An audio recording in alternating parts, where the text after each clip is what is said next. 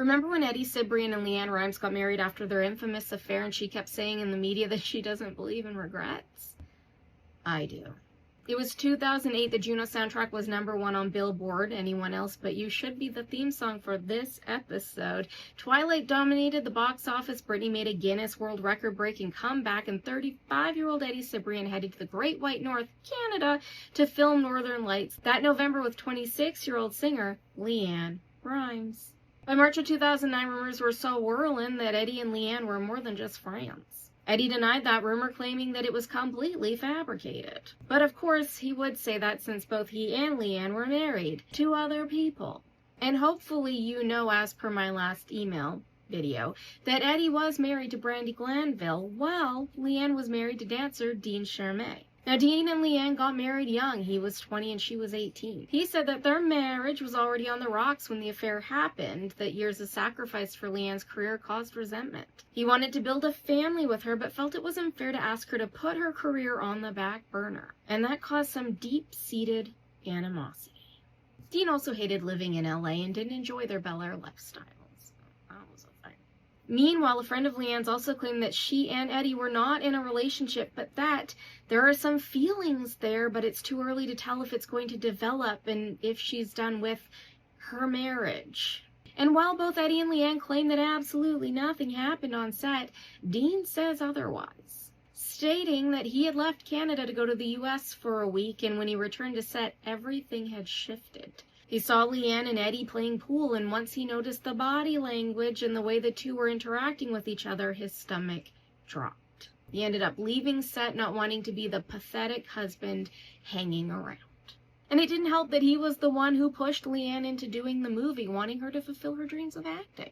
But while Brandi was horrified by the fact that LeAnn had befriended her while mucking about with her husband behind her back, Dean never trusted Eddie, saying that he was a total schmoozer and very Hollywood. That he wouldn't trust Eddie as far as he could throw him, and that he never bought his shtick. By July, all parties had separated from their respective spouses. Brandi and Eddie had attempted counseling, but she claimed that he had been seeing LeAnn behind her back. He had even lived with LeAnn during their period of separation.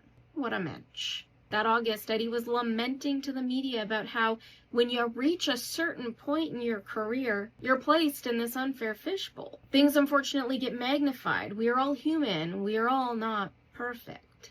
I love it when cheaters pull the old "I'm not perfect" card. Nobody is. It doesn't take perfection to end it before you go smooching somebody else. On August 20th, Eddie and LeAnn made their public debut as a couple. Cute. Which is always a great way to beat those cheating rumors. They played golf together. 4 days later, he filed for divorce from Brandi. He had also reached a point in his career where he was requesting spousal support from Brandi, although his lawyer said it was a clerical error. I mean, 3 deep were huge in Europe. Dean and LeAnn were officially divorced by that December, and by March, Eddie and LeAnn were celebrating their 1-year philandiversary with a family vacay in Mexico where they lived, laughed, and loved in the sand with Eddie's sons, Jake and Mason. And while Eddie was out there trying to claim that they never were a-cheatin', LeAnn opened up about the affair to remember saying, "I did one of the most selfish things that I could possibly do in hurting someone else. I take responsibility for everything I've done. I hate that people got hurt, but I don't regret the outcome." She really did say no regrets. That July, Eddie officially moved in with LeAnn, moving into her LA home. That November, LeAnn continued on with her tour de no regrets, when she told ABC that she simply does not regret things, saying, "That's just not me. What happened is not who I am, period. I do know how much I love him, so I've always said I don't live my life with regret. I can't." She was also absolutely livid about the rumors that Eddie had proposed to her. Livid, I say. Chirping on the tweeter, "Okay, I've about had it with the lack of reporting in the media," saying that the rumor was 150% untrue. But then on December 27th that year, people announced that Eddie and LeAnn were engaged to be married. 150% untrue. Eddie proposed to her over the holidays with a 5-carat diamond ring. A partridge in a pear tree. I wonder why he didn't do it on New Year's. Oh wait, that's when he proposed to Brandi, and that would just be tacky, wouldn't it? Is anyone else surprised that we are still in 2010 with this? It feels like it took an entire decade. Anyway, Leanne and Eddie were married on April 22nd, 2011 in a small ceremony at someone's house in California. They invited around 40 people to an engagement party, which turned out to be a wedding. I duped people into my nuptials too, and I will say that it's a great way to avoid people you don't want to be there. And I wonder if that's why Eddie and Leanne did it. They went on their honeymoon in Cabo a month later. And then that September, Leanne went on the Ellen Show, boo, and said that she was glad that she and Eddie took the high road, saying that you really have to take the high road a lot of the time when you want to stand on a mountain and scream like, why are you saying that? And just so we're all aware, cheating isn't the high road. And you can say you didn't cheat all you want, but you have also said in the media that you did the most selfish thing a person could do, which was hurt other people. Pick a lane on your high road, Leanne. Pick a lane. She also claimed that she had opted for the high road because of the kids, and that they take Jake and Mason into consideration with everything that they do. Except for when they cheated and it became public media fodder. Really thought about Jake and Mason. In January 2012, Leanne got a tattoo for Eddie that said, "The only one that matters." And of course, she had to put it up on the tweeter saying that it's dainty. All my tattoos are feminine. And later added, "It's something that Eddie said to me. It was sweet. It's something Eddie said I was to him." Jake and Mason matters? This is what telling on yourself looks like, by the way.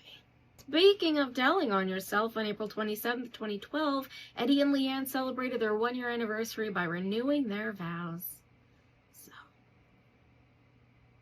that August, Leanne checked herself into a 30-day inpatient treatment center to deal with stress and anxiety. I hope that they told her that posting every breath you take and every move you make to prove to strangers how good your marriage is will never help your mental health. But according to Dean, because Leanne became so famous at such a young age, he believes that she lives on adoration of others and that she lives and dies on the perception of herself. Living your life that way will take a toll on your mental health. In July of 2014, the dastardly duo debuted their new reality show, Leanne and Eddie, on VH1. Which was super weird, considering in March of 2011, Leanne took to the Twitter, again, to vehemently deny rumors that the pair were doing a reality show, saying, "I don't know how many times I have to say Eddie and I will never do a reality show in our lives." Leanne said that the motivation for the show was to take back the narrative of her life, saying, "People are always wanting to make it a story of me being a homewrecker and trying to take someone's kids. They take the love I have for my family and twist it around in some weird, sick way." And she's right, you guys. It's unfair to just call her a homewrecker. Eddie and Leanne both wrecked their homes. That's why they are very much in this together and will be until the end of time. Well, Brandy and Eddie had some rocky points in their co-parenting journey, like when Brandy said that Leanne took her husband, but she wasn't taking her kids. They seem to have worked it out, with Brandy eventually accepting Leanne as her kid's bonus mom. But then the old pandemic happened, and Brandy got pretty upset that she wasn't allowed to see her kids during lockdown because it wasn't her week. She took to the Twitter, gotta air those public grievances, saying, "It's very crazy that I've been alone for this entire week and I can't be with my children because it happens not to be my week in our divorce settlement. I think that this is a time with special circumstances and I should be able to be with them." A few days later, she added, "I got the boys back today. I still will never understand why we all don't stay together in their mansion with me in the guest house so we can both be with our kids. Guess I'm just further involved or removed. Guess we all can't be Bruce and Demi. But I'm also guessing it would be just a tad uncomfy to host someone who once accused you of using your stepchildren as pawns to torment them." Everyone in this story is so zany. By the way, has anyone checked on Sheena? That December, Brandy cheered Leanne on The Masked Singer, convinced that Leanne was on the show, but said that her kids said that it couldn't be Leanne, as she had previously said that the show was so beneath her. But Brandy said that wasn't a dig. She was just joking. Some lighthearted banter, you know? They did later post together, with Brandy captioning the photo, "The best masked singer of all time." As of April 2022, the two claimed that they loved each other, with Brandy saying that they're like sister wives. Because anyone who's ever watched Big Love or TLC knows that sister wives really get along.